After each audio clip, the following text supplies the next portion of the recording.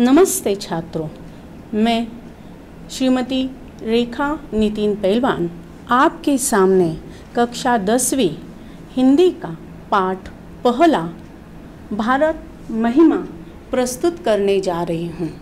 इस कविता के कवि हैं जयशंकर प्रसाद। जयशंकर प्रसाद छायावादी युग के 4 स्तंभों में एक स्तंभ रह चुके हैं। उन्होंने अपने कविता में, अपने साहित्य में भारत के गौरवशाली अतीत का वर्णन किया हुआ है। इस कविता में, भारत महिमा प्रस्तुत कविता में, उन्होंने भारत के गौरवशाली अतीत का महिमा हमारे सामने प्रस्तुत किया है। कवि कहते हैं कि हमें हमेशा हमारे मातृभूमि के प्रति अपना सर्वस्व निछावर करने के लिए तत्पर रहना चाहिए। तो आइए अब हम देखते हैं कविता भारत महिमा। पहले मैं यह कविता आपके सामने पढ़कर सुनाऊंगी। हिमालय के आंगन में उसे किरणों का दे उपहार, उषा ने हंस अभिनंदन किया और पहनाया हीरक हार। जगे हम लगे जगाने विश्व, लोक में फैला फिर आलोक। व्योमतम पुंज हुआ तब नष्ट, अखिल संस्कृति हो उठी अशोक। विमल वाणी ने भी नाली, कमल कोमल कर में सब प्रीत। सप्त स्वर सप्त सिंधु में उठे, छिड़ा तब मधुर साम संगीत। विजय केवल लोहे की नहीं, धर्म की रही धरा पर धूम। भिक्षु होकर सम्राट रहते, दया दिखलाते घर घर घूम। गौरी को दिया दया का दान, चीन को मिली धर्म की दृष्टि। मिला था स्वर्ण भूमि को रत्न, शील की सीहल को सृष्टि। किसी का हमने छीना नहीं, प्रकृति का रहा पालना यही। हमारी जन्मभूमि थी यही, कहीं से हम आए थे नहीं। चरित थे पूत भुजा में शक्ति, नम्रता रही सदा हमारे। चरित थे पूत भुजा में शक्ति, नम्रता रही सदा संपन्न। हृदय के गौरव में था गर्व, किसी को देख न सके विपन्न। हमारे संचय में था दान, अतिथि सदा हमारे देव। वचन में सत्य, हृदय में तेज, प्रतिज्ञा में रहती थी टेव। वही रक्त वही है देश, वही साहस है वैसा ज्ञान। वही शांति वही है शक्ति, वही हम दिव्य आर्य संतान। जिए तो सदा इसी के लिए, यही अभिमान रहे यह हर्ष। निछावर कर दे हम सर्वस्व, हमारा प्यारा भारतवर्ष। तो चलिए छात्रों, अब हम इसके भावार्थ की तरफ मुड़ते हैं। हिमालय के आंगन में उसे किरणों का दे उपहार, उषा ने हंस अभिनंदन किया और पहनाया हीरक हार। उपहार, उपहार का अर्थ है भेंट। उषा का अर्थ है सुबह, हीरक यानी हीरो का। तो यहाँ पर कवि जयशंकर प्रसाद जी का ऐसा कहना है कि मानो उषा ने, सुबह ने इस भारत भूमि को हिमालय के आंगन में हीरो का हार देकर उसका हंसकर स्वागत किया है, अभिनंदन किया है।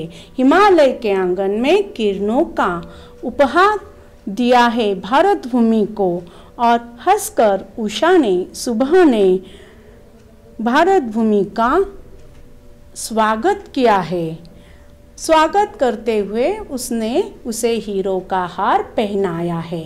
हम सबको पता है कि हिमालय साल भर बर्फ से आच्छादित रहता है। सुबह के वक्त जब सूरज की किरणें इस बर्फ पर पड़ती है तो वह हीरो के तरह आलोकित होता है, प्रकाशमान होता है, दिखने लगता है।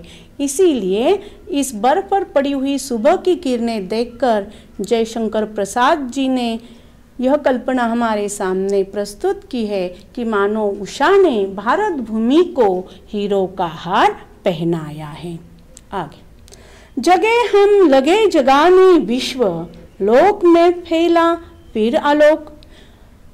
दुनिया में, संसार में सबसे पहले हम भारतीयों को ज्ञान हुआ, ज्ञान का प्रकाश मिला और यही ज्ञान हमने पूरे जग में फैलाया है।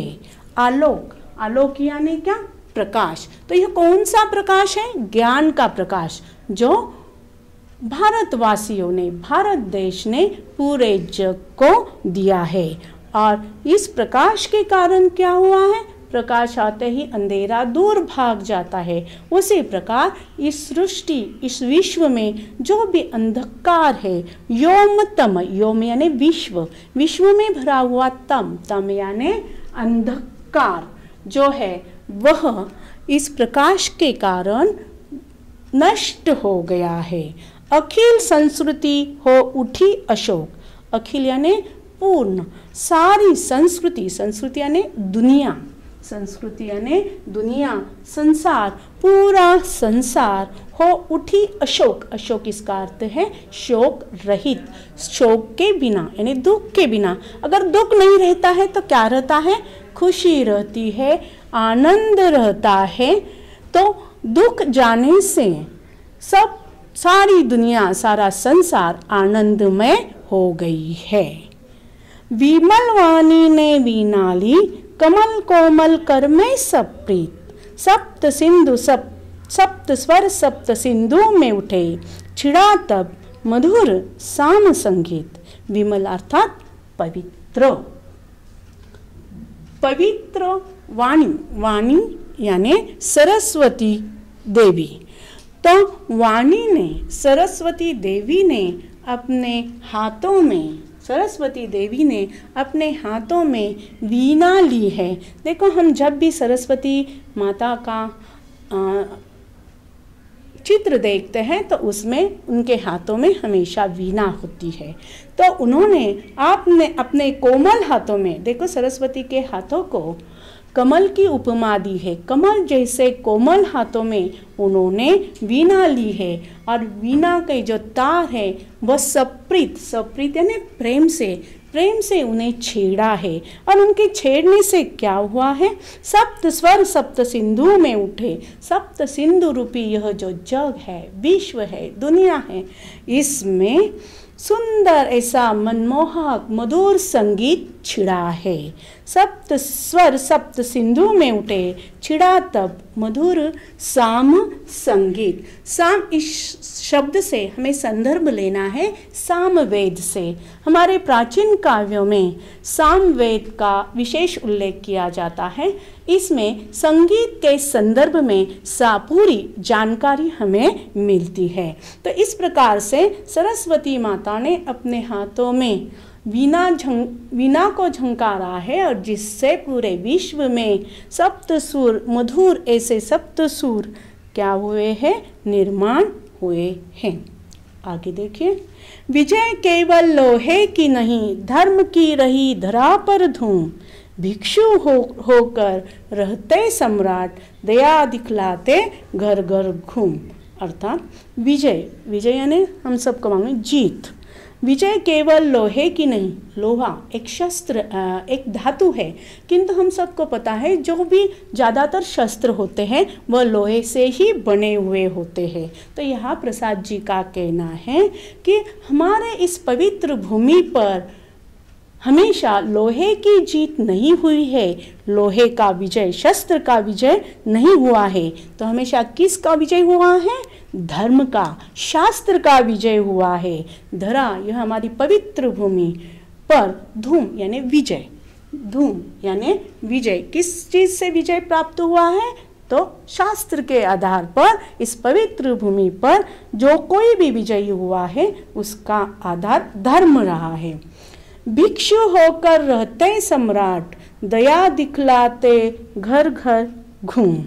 भिक्षु यानी सन्यासी होकर हमारे इस भारत देश में वर्तमान महावीर गौतम बुद्ध जैसे धर्म पुरुष रहे हैं, जिन्होंने साम्राज्य का त्याग किया है और संन्यास रूप धारण कर वे धर्म का जो ज्ञान है उसका प्रसार घर घर घूमकर उन्होंने किया है।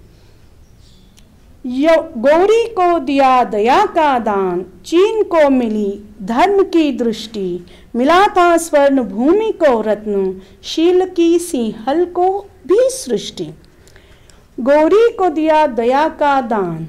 गौरी एक यवन शासक है जो हमारी भूमि पर पराजित हुआ, फिर भी हमने उसे दयापूर्वक क्षमा कर दिया। चीन जैसा जो देश है उसे भी हमने धर्म की दृष्टि दी है। ज़्यादातर चीन में बौद्ध धर्म के लोग दिखाई पड़ते हैं, जो कि हमारे देश से ही इस धर्म का प्रचार एवं प्रसार हुआ है। मिला था स्वर्ण भूमि को रत्न, शील की सिंहल को भी सृष्टि। सिंहल यानी श्रीलंका। श्रीलंका इस देश को स्वर्ण भूमि भी कहा जाता था। तो यह जो स्वर्ण भूमि है, रावण की लंका है, उसे सिंहल भी कहते हैं। तो इस श्रीलंका को भी हमारे देश ने ही रत्न और शील की सृष्टि दी है। अर्थात रत्न से अर्थ है त्रिरत्न और शील से अर्थ है पंचशील, जो कि बौद्ध धर्म के सिद्धांत है। यह जो बौद्ध धर्म के सिद्धांत हैं वे भी हमारे ही देश से श्रीलंका को प्राप्त हुए हैं। किसी का हमने छीना नहीं, प्रकृति का रहा पालना यही। हमारी भारत भूमि इतनी समृद्ध है, संपन्न है, उसकी प्राकृतिक संपदा इतनी विपुल है कि उसे किसी से कुछ छीनने की जरूरत ही नहीं पड़ी। प्रकृति का रहा पालना यही। प्रकृति ने हमें मुक्त हस्त से सब कुछ दिया है। यह शस्य श्यामला भूमि है। हमारी जन्मभूमि थी यही, कहीं से हम आए थे नहीं। हम यहीं पर जन्मे हैं, यही हमारी जन्मभूमि है। हम कहीं किसी और देश से या भाग से आए हुए नहीं हैं। चरित थे पूत भुजा में शक्ति, नम्रता रही सदा संपन्न। हृदय के गौरव में था गर्व, किसी को देख न सके विपन्न। विपन्न अर्थात निर्धन, दुखी, गरीब। संपन्न यानी खुश, जिसके पास धन होता है उसे संपन्न कहते हैं। तो यहाँ पर कवि ने अपने भारत के जो पूर्वज हैं उनके गुणों का उल्लेख किया हुआ है। कैसे थे ये भारतीय पूर्वज? चरित थे पूत, चरित्रवान। भारतवासी हमेशा से ही चरित्रवान रहे हैं। उनके भुजाओं में हमेशा से ही शक्ति है और यह होते हुए भी उनके हृदय में, मन में वे हमेशा नम्र रहे हैं। नम्रता उनका महत्वपूर्ण गुण रही है। हृदय के गौरव में था गर्व, किसी को देख न सके विपन्न। विपन्न अर्थात निर्धन, जिसके पास कोई धन नहीं होता। तो हमारे हृदय में भारत भूमि के गौरव के प्रति हमेशा गर्व रहा है और हम हमेशा किसी भी दुखी व्यक्ति का दुख नहीं देख सकते, किसी को विपन्न, निर्धन, दुखी नहीं देख सकते। हमारे संचय में था दान, अतिथि थे सदा हमारे देव। वचन में सत्य, हृदय में तेज, प्रतिज्ञा में रहती थी टेव। टेव का अर्थ है आदत। हमारे संचय में था दान। संचय यानी संग्रह करना। हम अगर कुछ चीज़ें संग्रह भी करते हैं, संचय भी करते हैं उसका, तो उसके मूल में होता है दान देने का हेतु होता है। दानवीरता के लिए भारतवासी हमेशा प्रसिद्ध हैं। अतिथि थे सदा हमारे देव, और यह हमारे भारत का सबसे महत्वपूर्ण मूल्य है कि हम हमेशा अतिथि को अपना भगवान मानते आए हैं। वचन में सत्य, हृदय में तेज, प्रतिज्ञा में रहती थी टेव।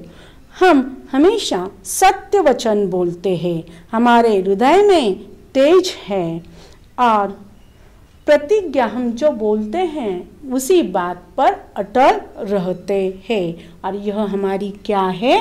टेव है, यानी आदत है। वही है रक्त, वही है देश, वही साहस है वैसा ज्ञान, वही है शांति, वही है शक्ति, वही हम दिव्य आर्य संतान, वही हमारे पूर्वज जो आर्य है, उन्हीं दिव्य आर्यों की हम क्या है? संतान हैं। जिस प्रकार उनके शरीर में जो रक्त दौड़ता था, वही रक्त आज के हम भारतवासियों के शरीर में भी दौड़ता है।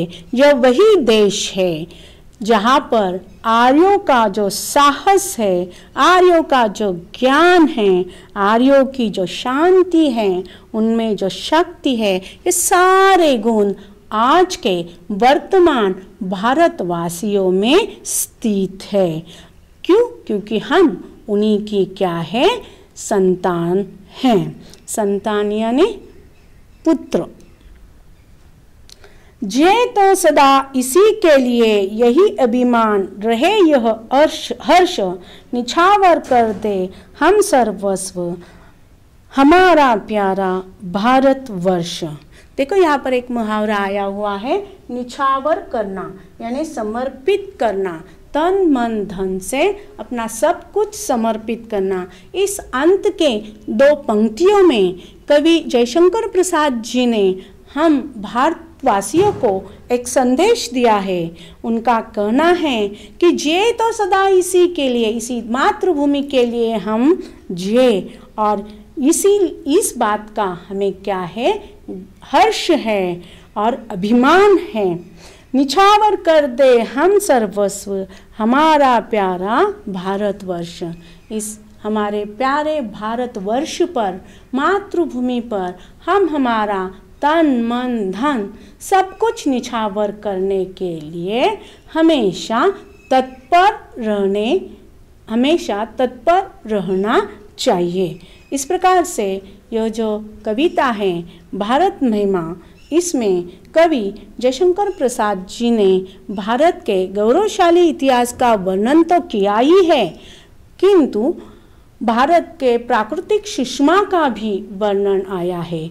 उसी के साथ वर्तमान जो भारतवासी है उनके गुणों का भी उल्लेख जयशंकर प्रसाद जी ने हमें इस कविता में दिया है, और उसी के साथ एक महत्वपूर्ण संदेश भी वह हमें देते हैं। धन्यवाद।